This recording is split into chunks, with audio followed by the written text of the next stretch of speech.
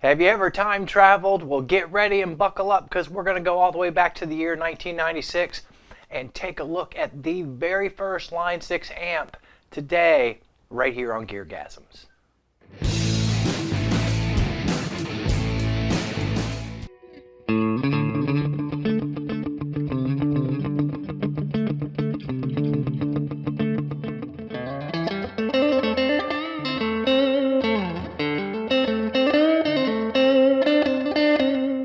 Hi everybody and welcome to GearGasms. I'm your host Alan Barnes. Today we're going to have a look at the very first Line 6 amp.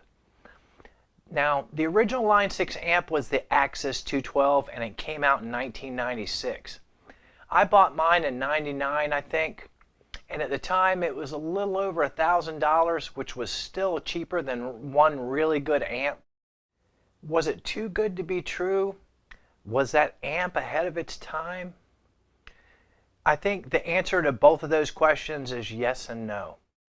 Now Line 6, as you know, went on to have all kinds of success, if you can call it that. They became the scourge of guitar players everywhere. The pod came out and sort of changed recording for everyone. The next wave came out were the Flex Tone, and I still thought they were very, very good. But somewhere along the way at Line 6, something happened, and they came up with the Spider series.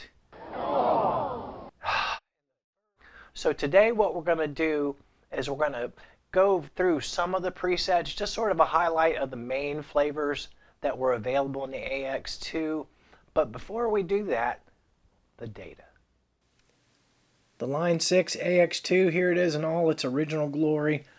You know, so grill cloth is a little beat up there. That is not from gigging with it. I never gigged with this. That is simply from the rock and roll that has come out of my really untalented fingers and blown the fibers right off the old grill cover there. You got 32 banks and you got 4 channels each, so basically 128 presets. You just go bank up or down and select the ones that you want. You could also save your presets there, compare them, had a built-in tuner. Over here they had sort of a matrix setup where you could turn on certain effects, turn them off. And you could see here right on the front panel it would tell you the different amp models, because those would be the numbers in the display when you were editing the patches. That was great to have it right on the front so you didn't have to get a manual out. In the back there are obviously 2 speakers out, one to each speaker. It was a true stereo output. It also had a line out for headphones or whatever else you wanted to plug it into. And inside the cabinet, 2 12-inch eminent speakers. Okay, the first patch we're going to look at is the very first preset. It's a Roland Jazz Chorus 120. That one should be a no-brainer, one would think, since that was as close to a digital amp as you could have gotten before this thing came out. Let's see how it sounds.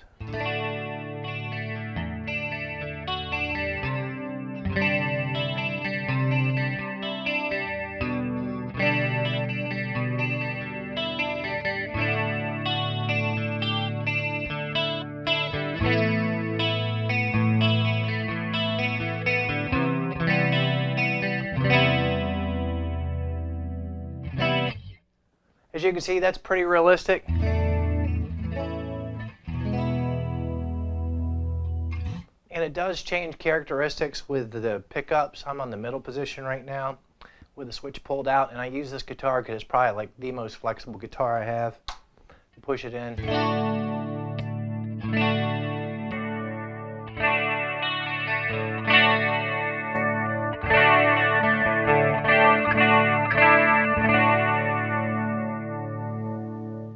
Alright, the next patch we're going to is the Fender Bassman, allegedly. And back then they just put the names of the amps right on there. They weren't too worried about getting sued, apparently. Let's hear how it sounds. So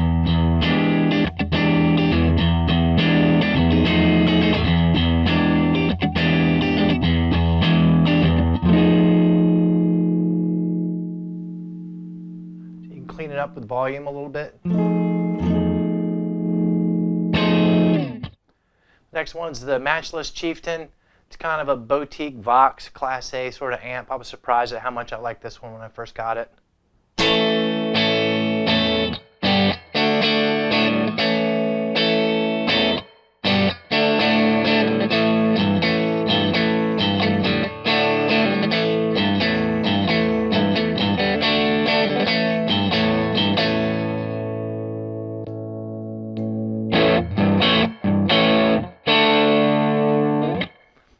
I got a lot throatier when I put it in the neck pickup, full humbucker.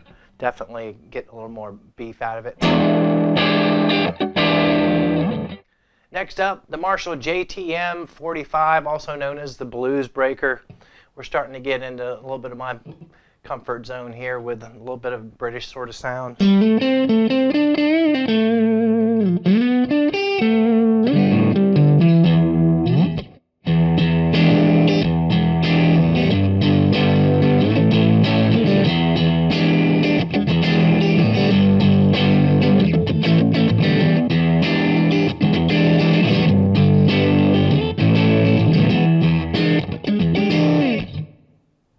Sounds pretty sweet. Let's hear that old neck pickup single coil.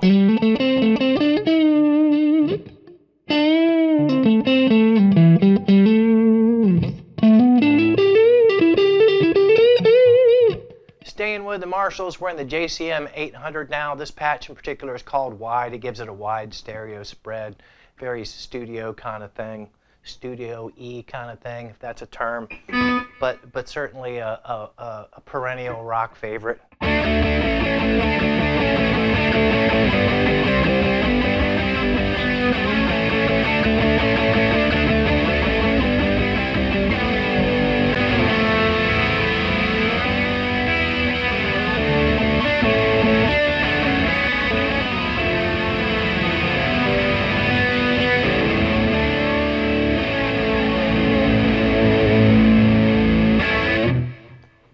That's with a bridge pickup, full humbucker. Sounds pretty in the neck too.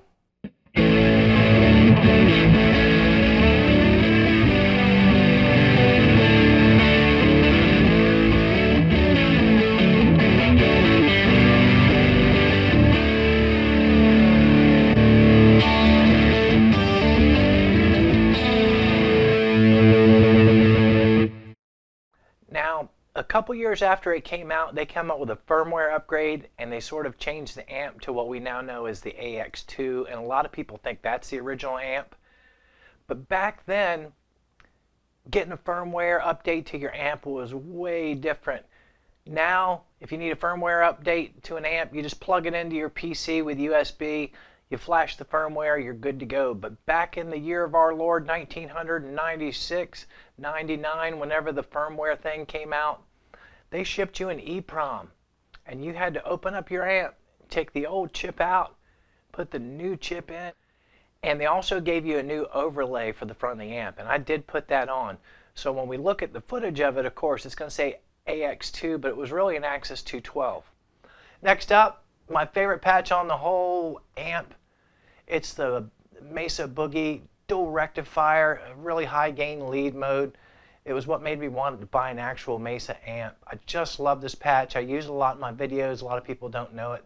They often ask me what that gorgeous tone is, and it's just this stupid Line 6 amp.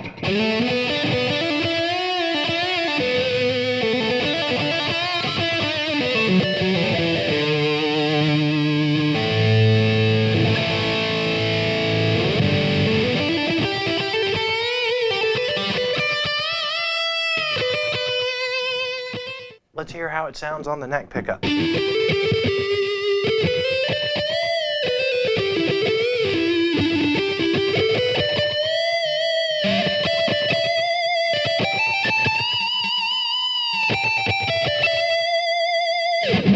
And for such a high gain sound, you could still play rhythm stuff on it.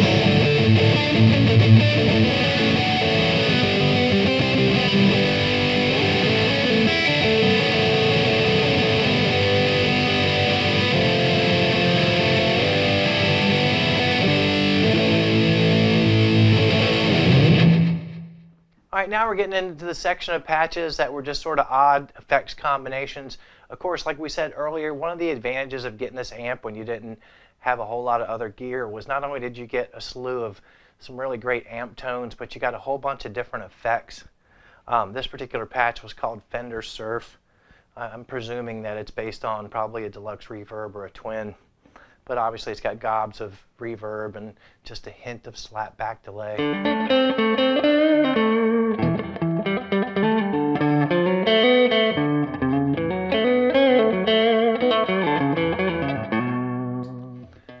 right, next up in the weird effects, the Mutron Ottawa. Some people love Ottawa, some people hate it, and I'm not talking about the province in Canada. Is Ottawa a province or a city? Ottawa. But it's kind of fun.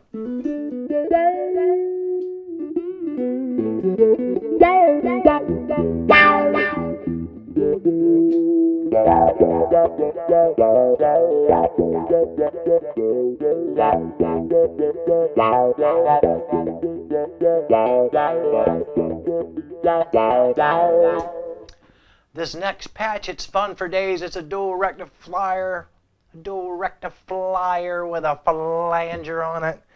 You can just go nuts on this. Makes almost anything you play sound cool.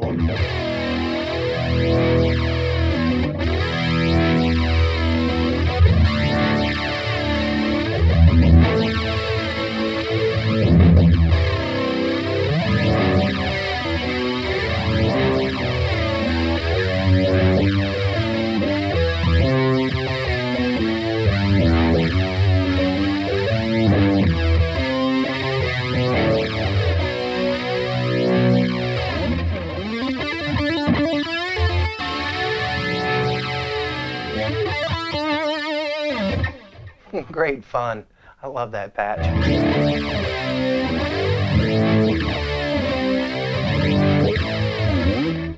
And then it goes into, it has another section of artist patches. I won't bore you with them. Some of them are so terrible.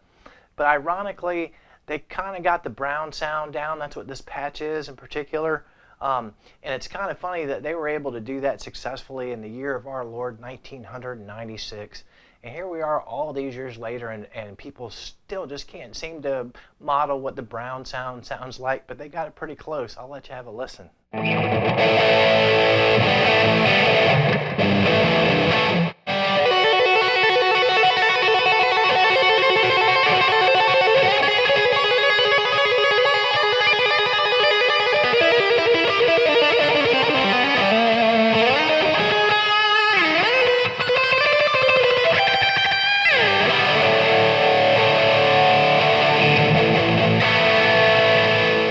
Lastly but not leastly, David Gilmour with delay patch. And the first thing that you think of is like, what's it going to sound like? What's the speed of the delay? And as soon as you play that first note, you kind of know where you're at with it.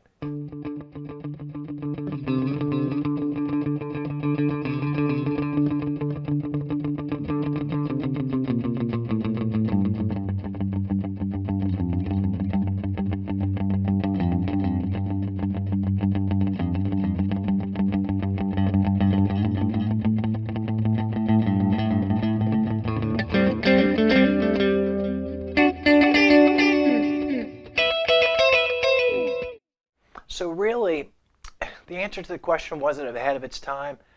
Absolutely. I still use this amp a lot in my videos. No one is ever the wiser.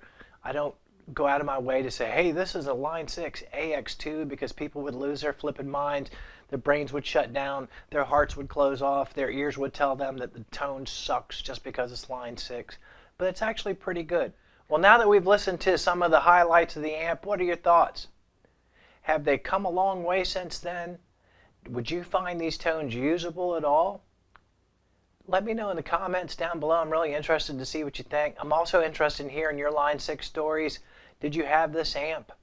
Have you ever been tempted to buy one when you've seen them used on the used market? Well, what did we learn today? We learned that the original Line6 amp, even after all these years, still sounds pretty damn good. We also learned that even if you hate all the other patches in this amp, the Mesa Boogie patches that are in there are just amazingly good.